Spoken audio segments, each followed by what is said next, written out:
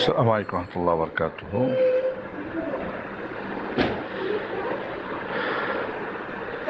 Islamic ব্যাংকে মুদারাবা ব্যবসাটা, মুদারাবা কি? আপনার অর্থ আর শ্রম দেবে ব্যাংক। প্রথমত শর্ত হচ্ছে যে লভ্যাংশের কত দিবে সেটা জানা।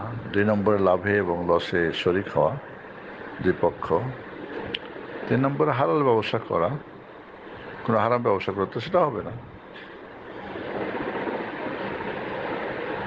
হালাল এবং হালাল নিয়মে করা। 4 নম্বরে হচ্ছে যেই ব্যাংকে আপনি রেখেছেন সেই ব্যাংকের লাভ লসাব সেই শাখাতে আপনার, বা হয়তো একটা জেলা পরে হয়তো সবগুলো একসাথে হিসাব নিকাশ করা হয়, সেখানের সঙ্গেই সেটা আপনার লাভে লসে হবে। দেখা যাচ্ছে যে 20টা শাখায় লাভ হয়েছে আর 5টায় লস হয়েছে, লসদেরকেও আপনাদের সাথে হিসাব করে সমান সমান দিয়ে দিল, এটা তো হলো না। আর সেটা যেখানে ব্যাংকে আপনি রাখবেন তাদের সঙ্গে কথা বলবেন, তাদের কাগজকর্ম কি, বাস্তবতা কি, কেমনে করে। অনেক সময়